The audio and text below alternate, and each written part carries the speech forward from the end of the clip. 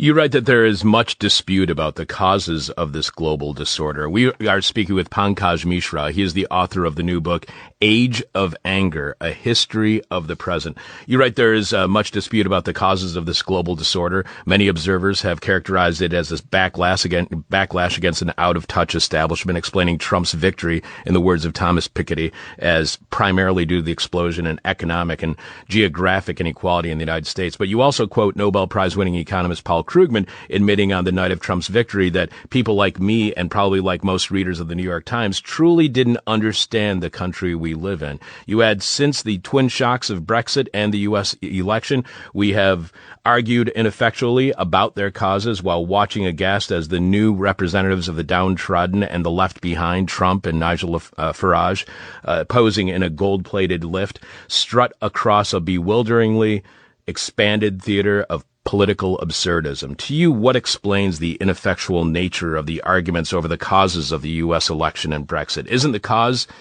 neoliberalism, that at least here in the U.S., the Democratic Party's embrace of neoliberalism, essentially turning their backs on labor organizing and the working class? Isn't it that simple? And if it is that simple, why is it so hard for the left to realize that? Well, I think, neoliberalism is a creed, as I was saying, that has been embraced by all kinds of people, including people who used to be on the left. And one of the essential principles of this particular way of thinking of human society or the good life is that human beings are primarily motivated by economic self-interest. So if you basically satisfy that particular self-interest, you have the makings, you have the ingredients for a relatively harmonious society.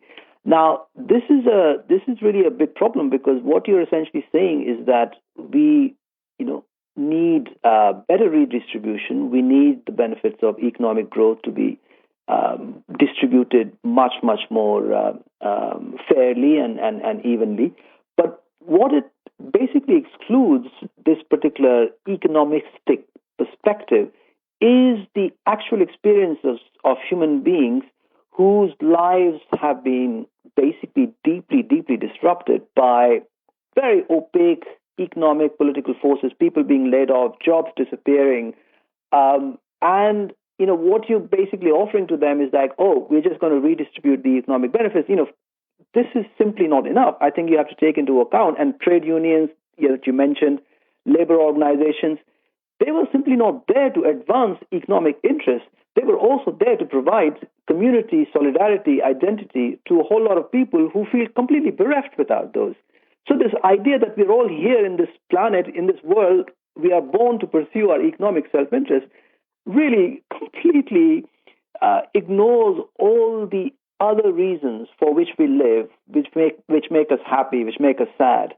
And, what I'm trying to argue in the book is that we have catastrophically neglected all these other emotions that are also important. The search for dignity, the search for honor, the search for solidarity. When people lose their jobs, they not only lose a source of income, they lose their identity, they lose their face in the wider community. And these are devastating psychological shocks. And I just think the left has not really been cognizant of these problems. But as I also argue, we barely have a left. This is a left that has no time for older forms of solidarity. This is a left that is very much has been committed to the neoliberal project with a bit of, social welfarism on the side. When it comes to this idea that we are homo economicus, that we are constantly working in our own best self-interest, do we need to completely rethink our world if we believe in that concept? Did we get some basic concept about our understanding of the world completely wrong? Is this the big truth that we truly believed in that in the end is false? It is false. It is false. And look, this critique is nothing new. Let me be the first to admit it, that what I say in my book is nothing new. This critique of hyper-rationalism, this critique of conceiving of human beings as primarily economic, self-interested animals is almost as old as modernity itself, as the modern world itself. and it has been formulated, advanced by any number of thinkers, writers, philosophers, sociologists, historians over the last century and a half. Even someone like John Stuart Mill, who is often very wrongly seen as this sort of father of liberalism, he was very, very, very alert to just how this emphasis on calculating reason was a hugely destructive force, and how it basically alienated human beings. It became a huge source of oppression for human beings, and that was something to be resisted.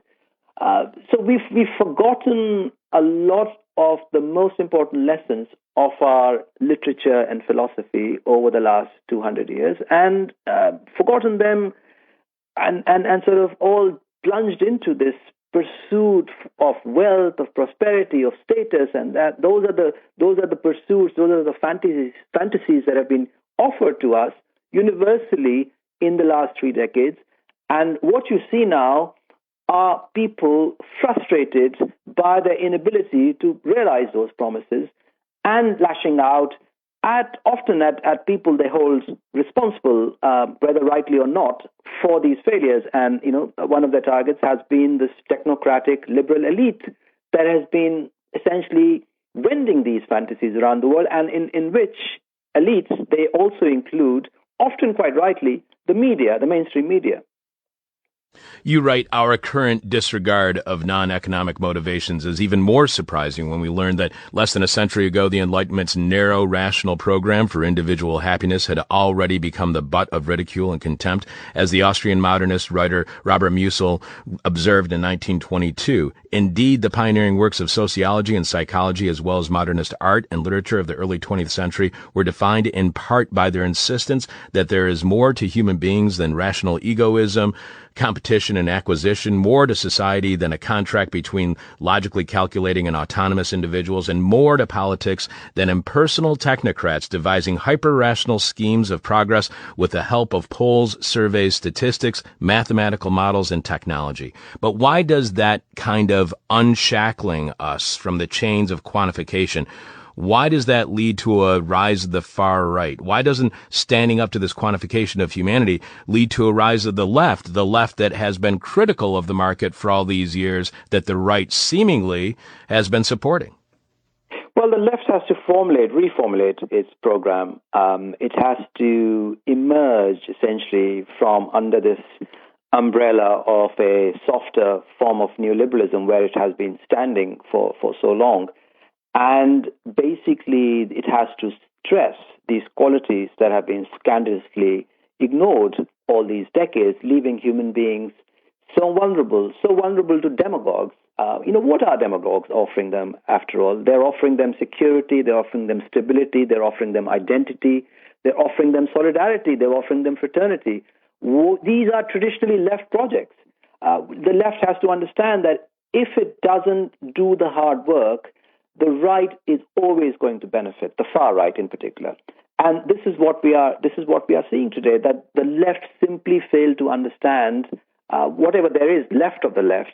It simply failed to understand that these imperatives, these ideas are important. And the far right has very successfully hijacked them. If you look at their agenda, even look at Donald Trump's agenda, there's all kinds of progressivist ideas there. If you see Marine Le Pen's agenda, she's the one who's offering the working classes a lot more than the traditional left in France has offered for decades now. So you see this extraordinary irony of the far right essentially appropriating all kinds of left notions today. One last question for you, Pankaj. We have been speaking with award-winning writer Pankaj Mishra. He is the author of Age of Anger, A History of the Present. His latest book prior to Age of Anger is 2013's From the Ruins of Empire, The Revolt Against the West and the Remaking of Asia. As we do with all of our guests, Pankaj, our final question is always the question from hell, the question we hate to ask, you might hate to answer, or our audience will hate your response. You quote the leader of the Liberal Party of Canada and leader of the official opposition from 2008 until 2011, Michael Ignatieff, writing, Enlightenment, humanism, and rationalism can no longer adequately explain the world we're living in.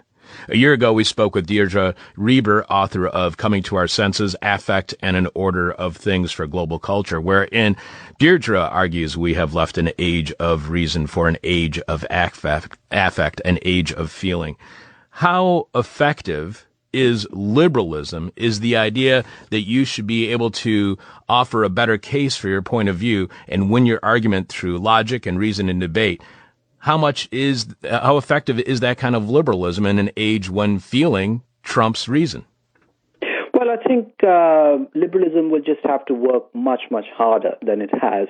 It has depended too much on extremely vulgar and simple ideas about the human being as being motivated by economic self-interest. And I think it really now has to take into account a whole range of human experiences, a whole range of human aims and goals, if it has to remain, if it wishes to remain relevant, politically relevant in the years to come.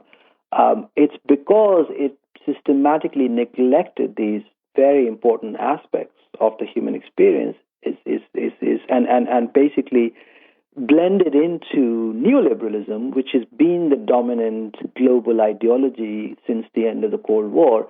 That's one reason why we are in this mess right now. So in order to get out of this mess, liberalism would have to reinvent itself, and it has done so in the past. Unfortunately, it has done so after a lot of catastrophes, such as the Second World War. And I just hope that we don't have to level large parts of the world into the ground before liberalism makes a comeback. That it would be able to learn from this eruption of the far right around the world and acknowledge that the far right emerges from the failures of liberalism. That liberalism is complicit in the emergence of the far right. I think it has to acknowledge that. Only then can it really begin to reform itself, reinvent itself. And Pankaj, let me just stress to our listening audience that if you want to understand that the age that we are living in, if you want to understand what happened with Brexit, if you want to understand what happened with the election in November, you must read Age of Anger, A History of the Present. We've had a lot of people on the show who have been examining what was happening in the run-up to Trump's election as president. We've been talking to people since the election has happened, and we've talked about this age of fear. We've talked about this age of resentment. But this age of anger kind of brings it all together into one kind of unifying theory, and it really is fascinating. Go out and buy award-winning writer Pankaj Mishra's book, Age of Anger, A History of the Present. It really is a fascinating book. Thank you so much for being on our show this week. Thank you so much.